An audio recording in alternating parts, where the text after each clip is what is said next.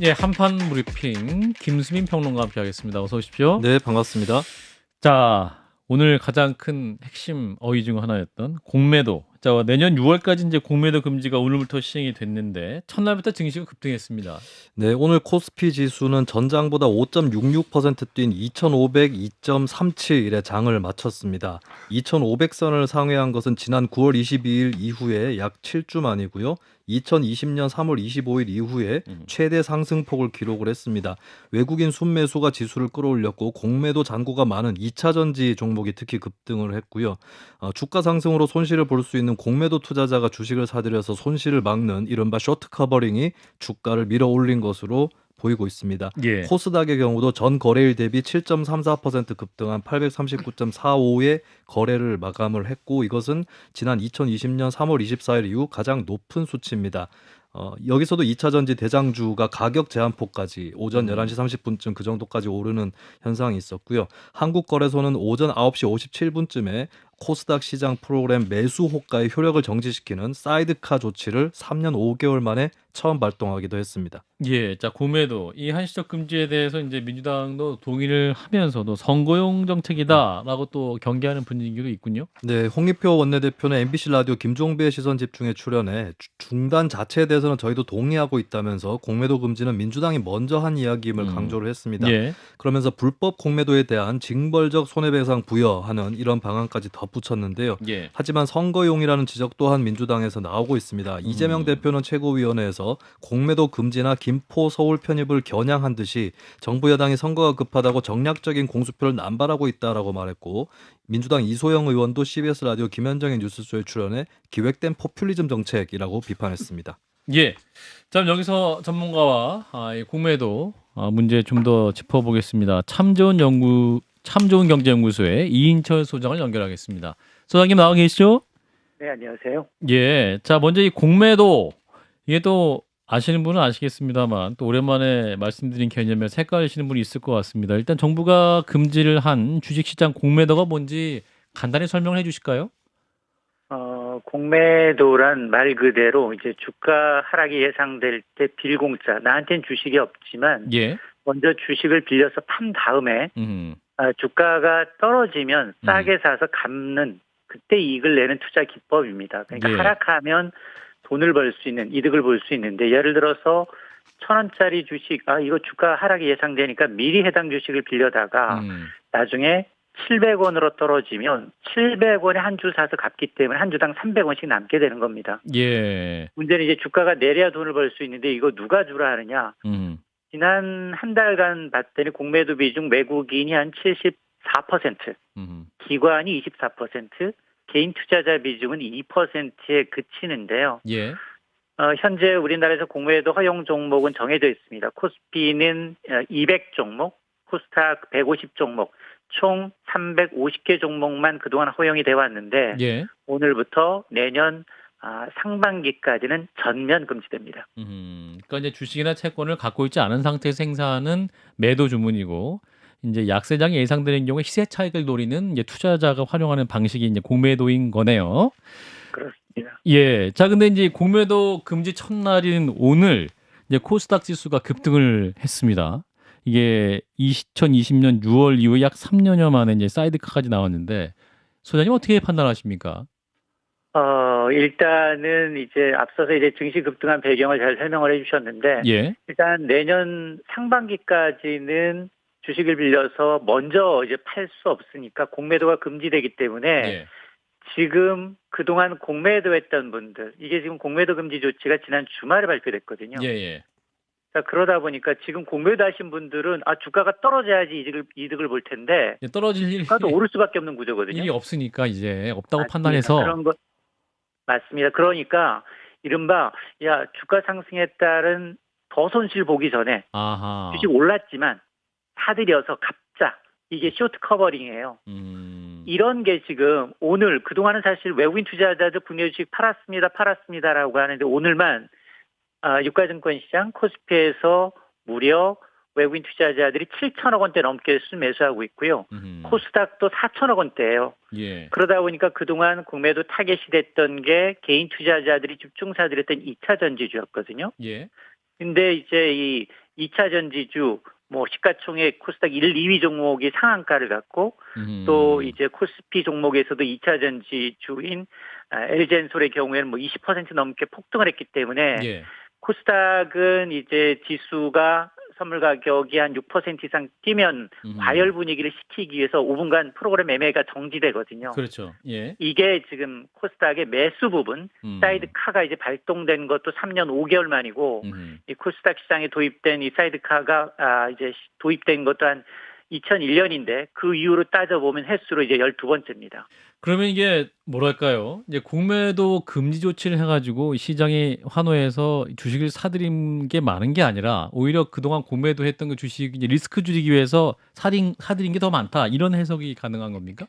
그렇습니다. 외국인들이 그동안은 공매도를 통해서 주가 하락하면서 이득을 봤는데 오늘은 아하. 주가가 많이 오르니까 빨리 팔자. 내일 팔면 주가가 더 오르니 손실을 좀 줄이기 위해서 매도를 한 겁니다. 그럼 이게 당분간 단기적으로는 이렇게 좀 주가가 상승을 막 하다가 또 장기적으로는 또 이게 계속 주가가 오르지도 않을 수도 있는 거네요.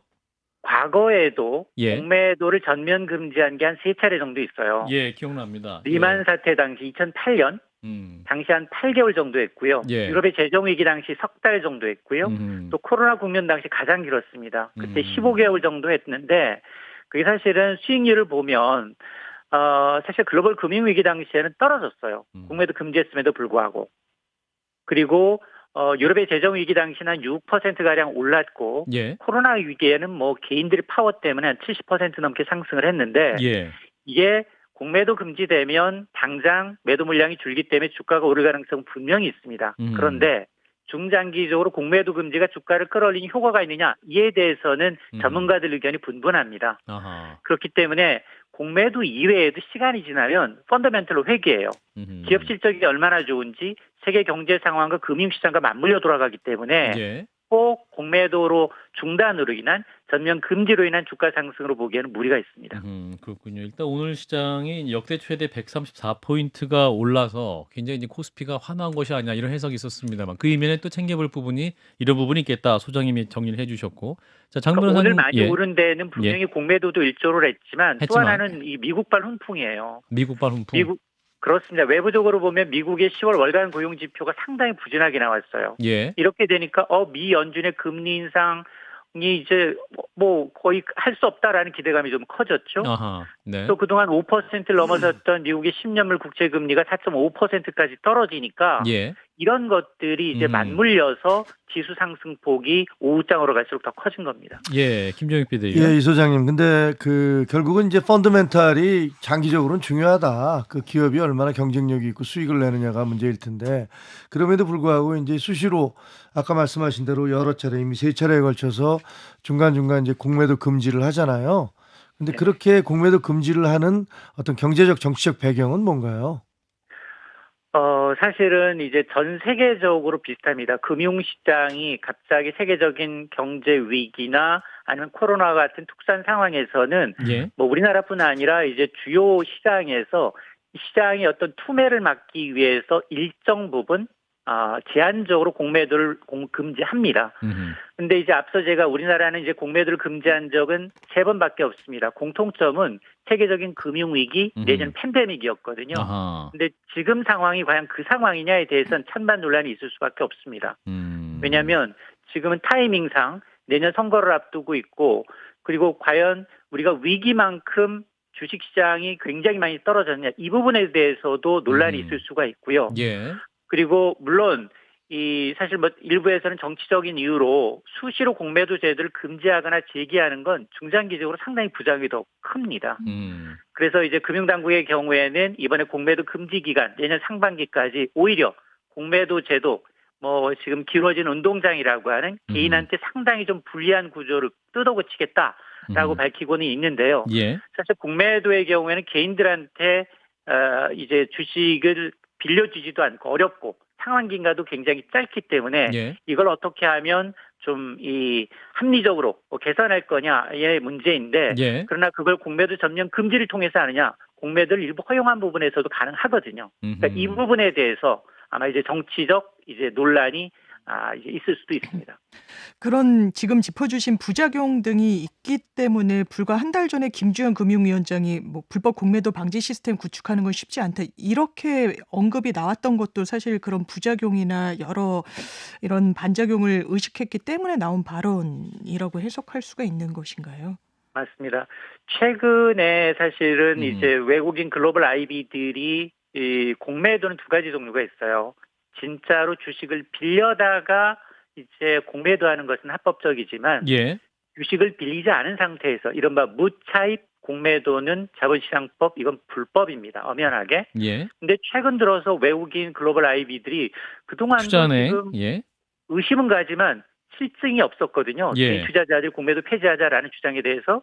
그럼에도 불구하고 금융당국은 이게 공매도 제도라는 게 지금 전반적으로 전 세계에서 금지한 국가가 거의 없습니다. 한국과 튀르기에 2개 국가만 있고요. 그래서 글로벌 스탠다드이기 때문에 공매도 제도를 폐지하기는 어렵다. 그리고 우리가 이제 MSCI라는 모건 스탠리 캐피탈 인터내셔널이라는 전 세계 글로벌 자산가들의 투자 포트폴리오에 우리나라는 1992년부터 신흥시장으로 지금 분류가 돼 있어요. 예. 국가 경제 규모가 세계 10위권임에도 불구하고 선진국 시장으로 이제 차별받고 있기 때문에 현 정부는 이걸 극복하기 위해서 선진 시장으로 부단히 노력을 하고 있습니다.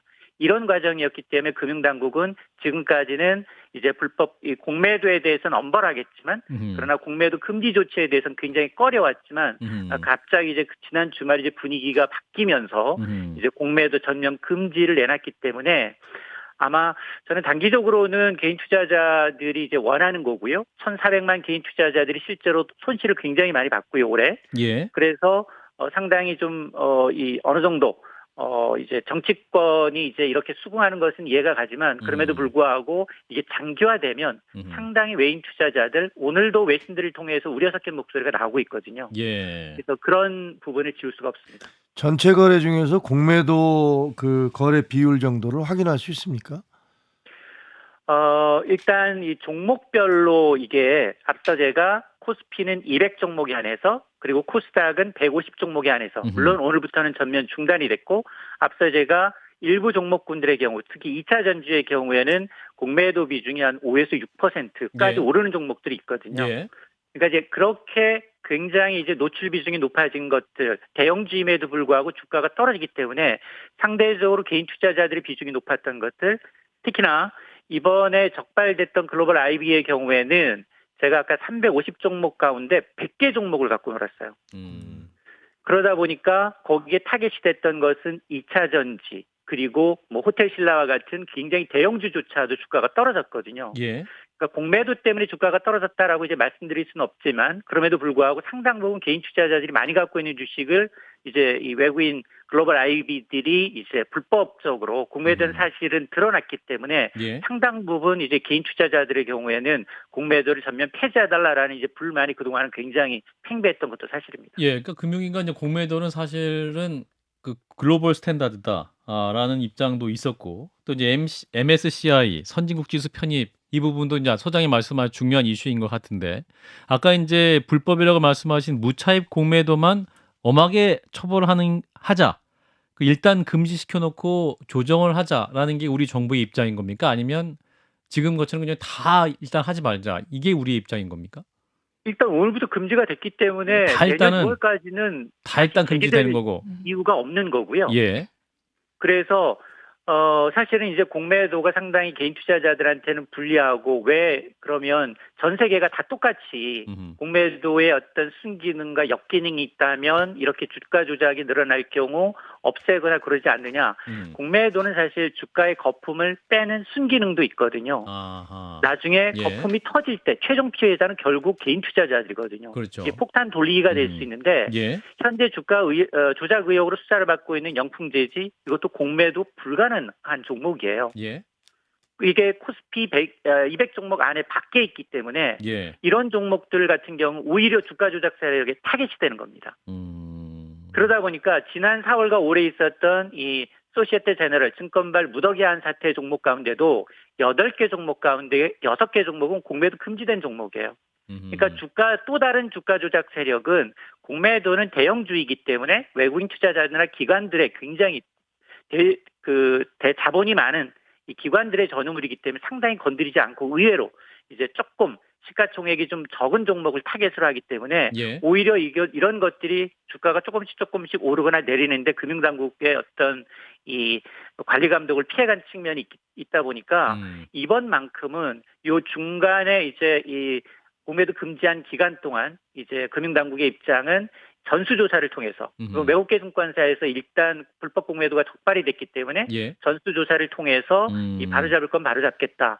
그리고 이 일그러진 운동장이라고 불리우는 개인들한테는 이제 이 주식도 잘 빌려주지 않을 뿐만 아니라 상환 기간이 굉장히 짧아요. 예.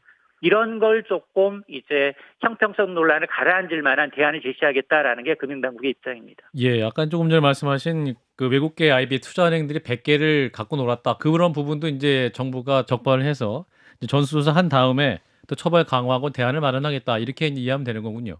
맞습니다. 예, 알겠습니다. 오늘 말씀 여기까지 듣겠습니다. 자, 이인철 참 좋은 경제연구소 소장이었습니다. 고맙습니다. 네, 고맙습니다.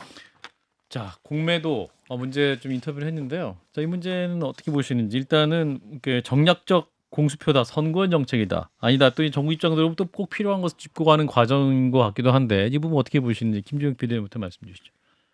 아니 이게 선거용이다, 정략적이다라는 건 뭐 정치판에서 항상 상대방이 뭘 예. 내놓으면 이제 하는 얘기니까. 예. 근데 저는 사실상 그게 민주주의라고 생각을 해요. 그 선거를 앞두고 각 당이 유권자들이 무엇을 원하는가를 고민을 해서 정책 대결. 예, 그런 유권자들 이게 제일 좋은 거는 평소에 공무원들이든 정치인들이든 다 알아서 문제가 되는 걸 다 해결해서 그 선거 때 아니더라도 다 알아서 해줘. 이게 가장 이상적인 거지만 그건 현실적으로 거의 불가능한 얘기고요.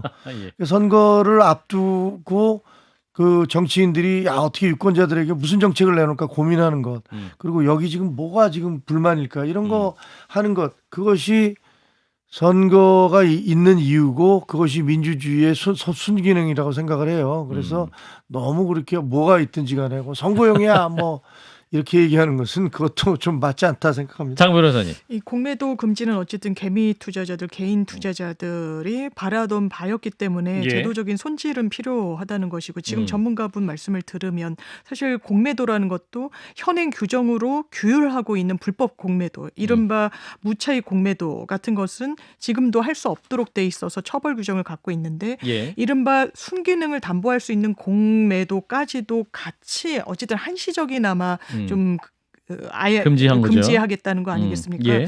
거기에 대해서 사실 이제 선거용 말씀도 주셨는데 선거를 앞두고 던진 카드임에는 좀 부인할 수 없어 보입니다. 왜냐하면 한 달 만에 김주현 금융위원장이 발언을 뒤집기도 했으니까요.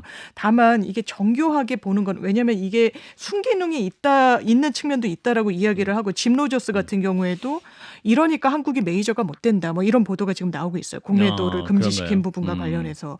그렇다면 이 6월 딱 총선 2개월 뒤까지만 한정하기 때문에 이 총선용 아니냐, 이게 포퓰리즘이다, 이런 비판이 나왔지만 예. 어쨌든 손질이 필요하다는 이야기는 여야 안팎에서 다 나왔던 안이었던 만큼 정교함은 부족하다. 지금 부족해 보인다. 이 부분을 좀 메우는 좀 보관은 필요해 보입니다. 김주현 금융위원장이었죠. 금융위원장. 예, 금감독원장은 이복현 원장이고.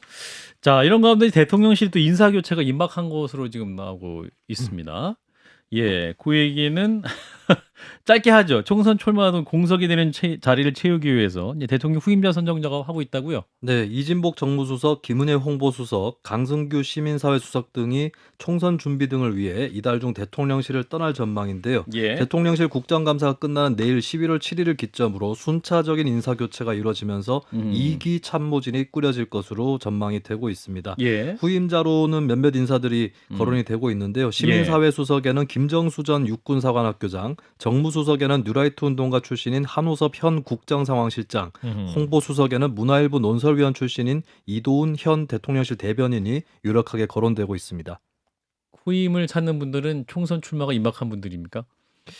대부분 그렇고, 근데 조금 예외가 이제 강승규 시민사회수석은 총선 출마가 아니라 뭐 다른 진로를 모색할 수도 있다 이런 얘기가 나오고는 있습니다. 예.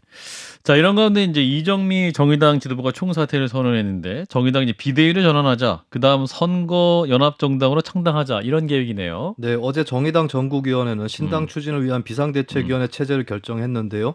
이정미 대표는 오늘 정의당 상무집행위원회에서 오늘로 저를 비롯한 정의당 7기 대표단은 물러난다면서 더 단단해질 정의당, 더 넓어질 정의당을 위한 결단이라고 밝혔습니다. 예. 정의당이 결정한 선거연합 정당은 진보 세력들과 연합해서 비례대표 명부를 구성한다는 골자를 갖고 있는데요. 완전한 통합이라기보다는 선거 이후 각자의 정당으로 돌아가 활동하는 것이 유력시되고 있습니다. 예. 정의당과 계속 논의해온 녹색당 말고도 정의당에서는 진보당, 노동당, 민주노총 등으로 논의를 확대한다는 계획이고요. 단 이 논의에 당내 일각에서 파트너로 거론해왔던 금태섭 전 의원이나 양양자 의원 등은 포함되지 않을 것으로 보입니다.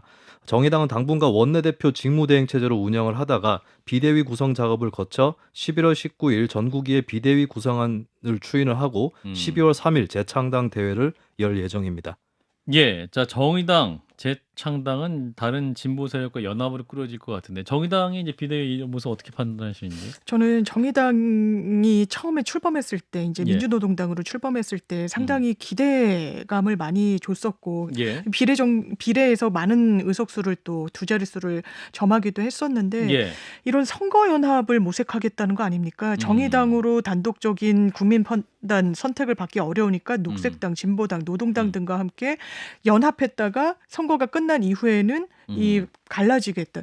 이게 정의당이 사실 대단히 비판해왔던 기존 정당의 어떤 모습으로 보이기도 하고요. 쇄신이나 개혁이나 외연을 넓히는 모습으로 읽혀지지 않아서 대단히 안타깝습니다. 안타깝다. 예. 심지혁 비대위원은 정의당 모습 어떻게 판단하시는지? 정의당은 원래 이제 양당 체제에서 그 어떤 소금 같은 역할을 좀 해줬어야 되잖아요. 그 역할을 할 때는 정의당에 대한 기대도 많았고 의석도 늘어났었어요. 예. 근데 죄송합니다만 민주당 이중대로 전락하면서 정의당은 망한 겁니다. 거기다가 그냥 그 연동형 비례대표제 받으면서 그 뭐 검수완박 서로 거래를 하고 뭐 이런 모습을 통해서 그러다가 이제 민주당한테 뒤통수 맞은 거 아닙니까? 그러면서 곤두박질 치기 시작했던 거고 그 늪에서 지금까지도 헤어나지 못하고 결국은 이렇게 돼버린 거죠. 그러니까 어떤 선택의 잘못이 그 스스로의 어떤 존재 이유, 나는 소금으로서 역할을 해야 한다라는 그 정의당의 어떤 존재 이유 자체가 상실됐기 때문에 결국은 이런 험한 꼴로 가게 된 게 아닌가 이렇게 생각을 합니다. 예. 자, 조국 전 장관 출마 얘기도 좀 나오네요. 출마 가능성이 시사했다는 보도가 있어. 어떤 내용입니까? 네, 조국 전 법무부 장관은 유튜브 방송 김어준의 겸손은 힘들다 뉴스공장에 출연한 자리에서 자신이 받고 있는 재판에 대해 최대한 법률적으로 소명할 노력을 하고 이것이 안 받아들여진다면 비법률적 방식으로 저의 명예를 회복하는 길을 찾아야 하지 않나라고 말을 했습니다. 예. 이 비법률적 방식에 대해서는 문화적, 사회적, 정치적 방식이라고 표현을 하면서 그러한 것이 시민의 권리라고 설명을 했고요. 그리고 서울 양평고속도로 논란에 해당 토지를 두고 이것이 김정숙 여사, 김혜경 여사의 것이었다면 압수수색 다 했을 것이다 라고 언급을 하면서 윤석열 대통령이 집권을 위해 내세운 살아있는 권력에 대한 수사가 얼마나 사이비이고 엉터리인지 보여준다라고 비판했습니다. 네, 조국 전 장관의 출마에도 계속 화제가 됐었는데 좀 구체화될 수 있는 것 같기도 한데 어떻게 보시는지? 가능하지 않다고 봐요. 가능하지 연말에 않다. 이제 선거 2심 선거가 나오고 있는데 그 무죄 나올 가능성이 별로 없지 않습니까? 예. 그래서 가능하지 않은데 일단 이 말 자체가 궤변인 것 같아요. 법률적으로 소명을 노력하는데 이것이 안 받아들여지면 비법률적인 방법으로 명예를 훼손하는 길을 찾겠다. 아니 법률적으로 안 받아들여지면 자기가 범죄했다는 것을 사법부가 그렇게 인정을 해서 판결을 예. 한다는 얘기인데 거기에서 비법률적인 방법으로 명예를 어떻게 훼손을 합니까? 말장난으로 해서 합니까? 거기다 무슨 문화적, 정치적, 사회적 방식이라는데 그게 뭔지를 전혀 이해할 수가 없고 그 법률적으로 이미 이 사람은 공범으로서 부인과 함께 무슨 뭐 범죄를 명예 회복, 저질렀다. 예, 명예 이렇게 회복. 되면 예. 회복이 불가능할 겁니다. 장 변호사님. 이게 법률적으로 회복할 길이 다소 닫혀 있다라고 판단을 하는 것 같아요. 그렇다면 본인이 전 정부의 아주 장관으로서 또 수석으로서 어떻게 명예를 회복할 것인가. 나에게는 법률적인 그 길이 열려 있지 않다. 수사 과도했습니다. 어느 누구도 대한민국 어느 누구도 이런 식으로 수사받으면 안 된다라고 생각해요. 저는 여야 정치인 막론하고 그렇지만 본인에게 놓인 길 길은 비법률적으로 내가 내 길로서 해명할 수 있는 방향밖에 없다라는 이야기를 한 것이지 그게 또 총선 출마의 어떤 열린 길을 시사한 것이다라는 해석에는 좀 동의하기는 어렵습니다. 아니 짧게? 근데 지난번에 그 김경수 전 지사. 도 그렇고 진실은 법정 밖에 있다. 뭐 형을 다 살고 나온 다음에 그렇게 얘기를 하거나 한명숙 전 총리 같은 경우는 뭐 대법원 판결까지 다 끝났는데 다시 재심을 하겠다고 뭐 이런 얘기를 하는 것들이 아니 그럼 도대체 법원은 왜 필요한 겁니까? 그런 식의 얘기 자체가 여기까지. 말이 안 된다고 생각해요. 예, 조금 전 충남 홍선 예산 출마 준비하는 강승규 시민사회수석은 출마 준비 중이고. 제가 아까 잘못 설명을 했습니다. 예. 그러니까 공공기관장 하마평에 나오는 인사는 이진복 정무수석입니다. 예, 그렇게 정리하겠습니다. 자, 김수인 평론가였습니다. 고맙습니다. 네, 감사합니다. 좋아요, 구독. 알림 설정.